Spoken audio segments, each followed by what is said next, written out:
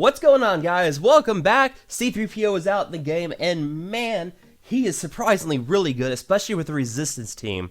Now, we have been able to defeat the meta with your Resistance teams in the past, the JTR lead against Revan, but there are some surprising new mechanics he brings to the table, allows you to bring in some other characters, specifically Rebels, with your JTR teams, or make the Rebels that are currently on those Resistance teams even better, and this has to do mostly with his unique for Rebels, where every time that I have to find it, because there's so many here and you can't remember which one is which, cyborg relations, here we go.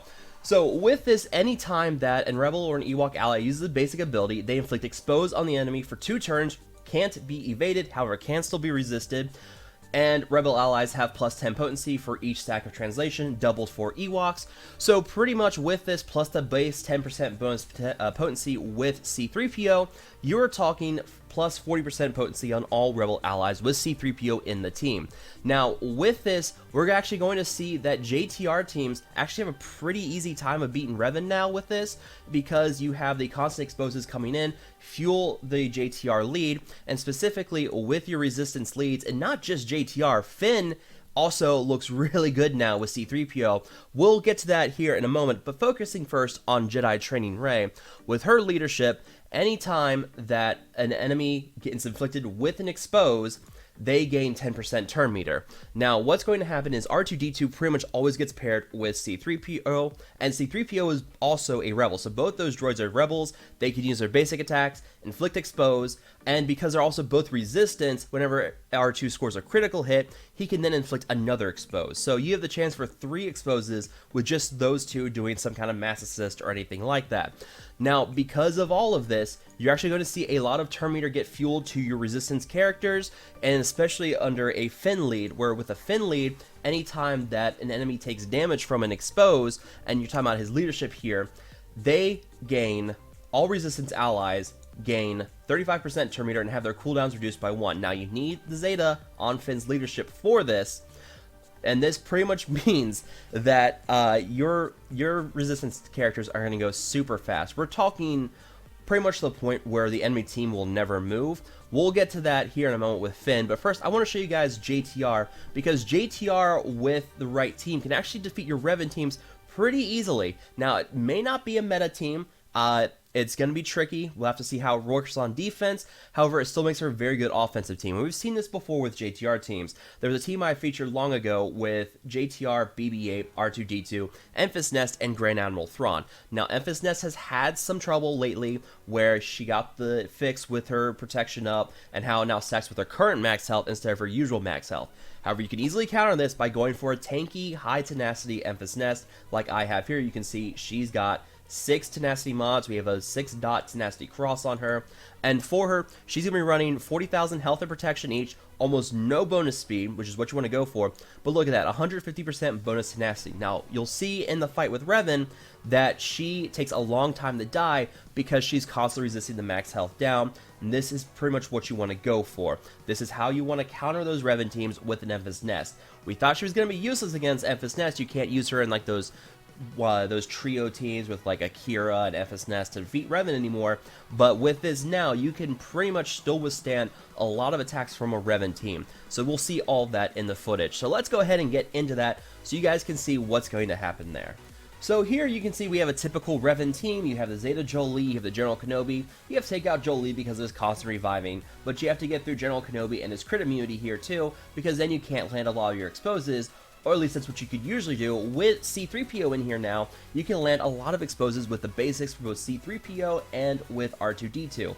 Now, C-3PO is going pretty fast here. He's about 300 speed, and you know he can apply the Confuse debuff with his basic, where they can't gain buffs, they can't gain turn meter. Can really hurt this team overall if you can land those Confuses. However, they can be easily cleansed, and then that's going to create problems where you are not going to be able to prevent that buff immunity. So don't worry about trying to apply Confuse confused to the enemy team, go for the exposes with the critical hits, because the crit hits can't be resisted with that expose. You can't resist the expose from those critical hits. So with that, you want to go for General Kenobi, and you also want to try to shut down that Jolie at the same time.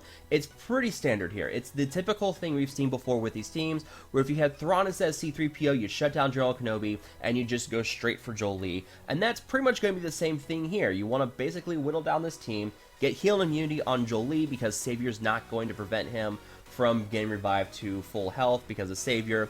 So with that heal and immunity, you can take out Jolie pretty easily. So nothing too strenuous here. You can see we're building up a lot of translation on this team. That translation means that whenever C-3PO uses his basic ability, their cooldowns are reduced by 1, and you can see there we had an assist by C-3PO. So that means everyone with 3 stacks of translation just had their cooldowns reduced by 1.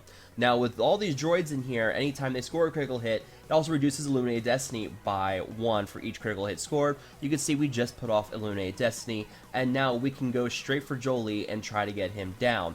Now the problem here is that you have General Kenobi with his crit immunity, and that is always going to be a problem. He can constantly taunt, but you pretty much just want to make sure that you can find a way to get around General Kenobi here and go for Jolie. And here in a moment, you're going to see that we will manage to take out Jolie and then slowly work through the rest of the team. Now, Enfys Nest, pretty much going to die here. That's going to happen. I've tried this a couple times. I can't really prevent her from dying. Eventually, the bonus potency from Bastila with her Battle Meditation just gets through the team, and you pretty much have no way to prevent Enfys Nest from dying here. So, at the end of the day, Enfys Nest is gone. That's fine. I'm not going to lose anybody else here. We're still going to take out this team pretty easily. Jolie's gone. At this point, it's just a matter of cleaning up. You'll see Grandmaster Yoda will die here now. I will pop another Illuminated Destiny. At this point, it's pretty much on auto.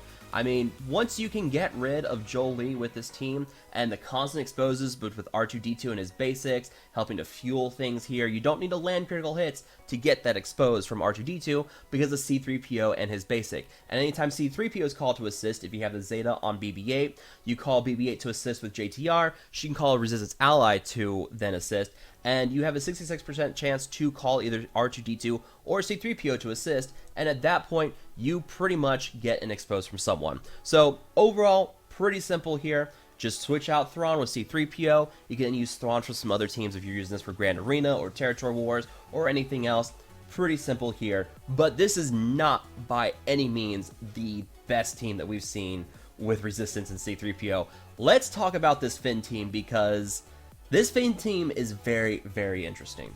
Now, remember earlier how I talked about the constant Terminator boosts and the cooldown reductions with that Finn lead, and, you know, the constant exposes there?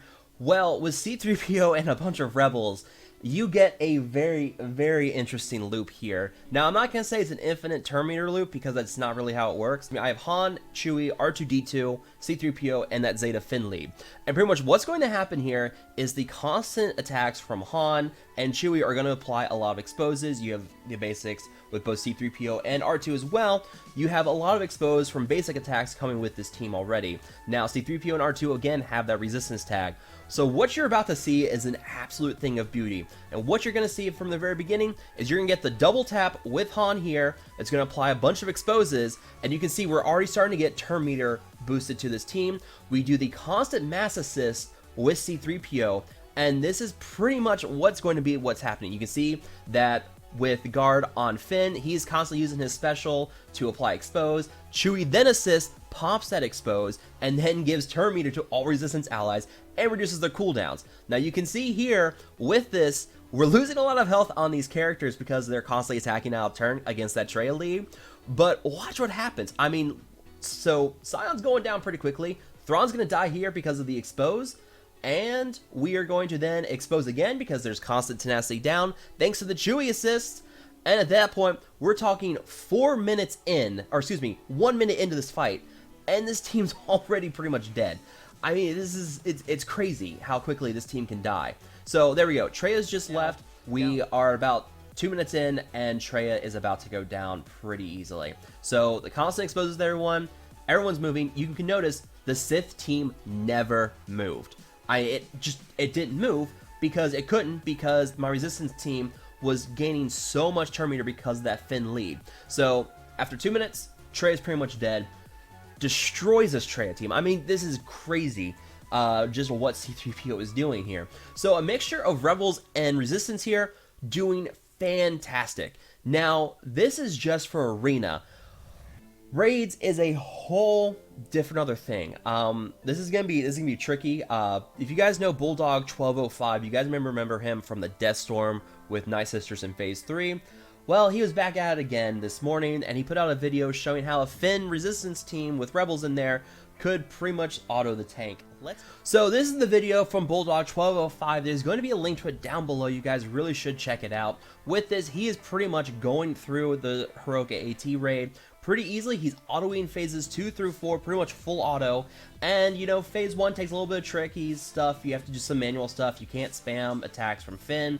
You want to have at least a couple different characters that can reduce turn meter. You can see that we have Ewok Scout here. Ewok Scout can apply exposes because of the C-3PO synergy. He can also reduce turn meter on his basic. So with this phase 1 team, you're going pretty easily here. Now, once you get to the end of it, you can see that he's just wailing away, mass assists all the time, just destroying the droids. It's pretty easy. I mean, there's not a lot here. You just kind of go straight for it. And, you know, Grievous is moving every now and then. Well, look at this. We're already halfway through phase 1, and Grievous only has 2 or 3 turns off his Enrage. So, not bad. Now, when you get to phase 2, which is where things really start to shine, you can throw this on full auto because you can throw out all these different exposes with this team, do so much damage, and you can see with the C-3PO mass assist, he's just going to be spamming all these attacks, all these exposes, so much turn meter on the Resistance team. Now, once this team gets going here, throw it on auto, and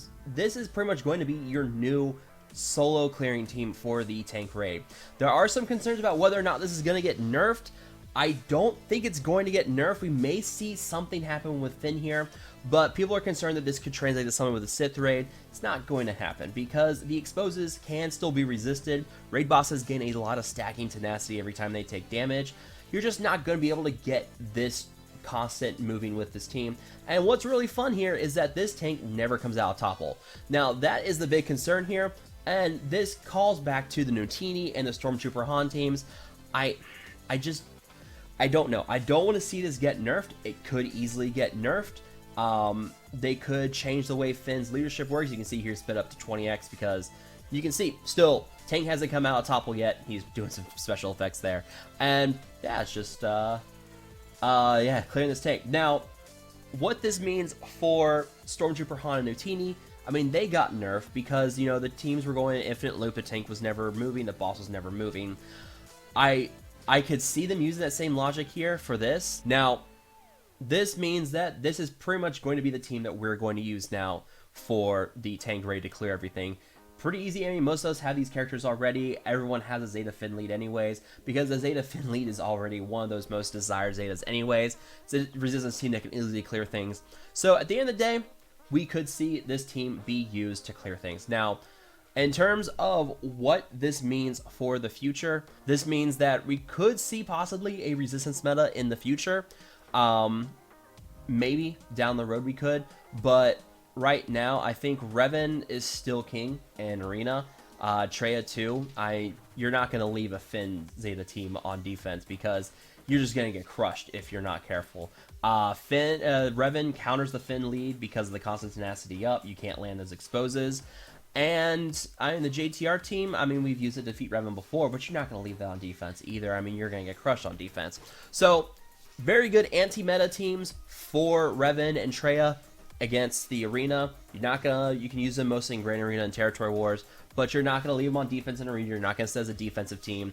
And now we have this Resistance Rebel synergy team where they can clear the tank raid pretty easily, but I don't think we're still going to see it clear the Sith raid that easily.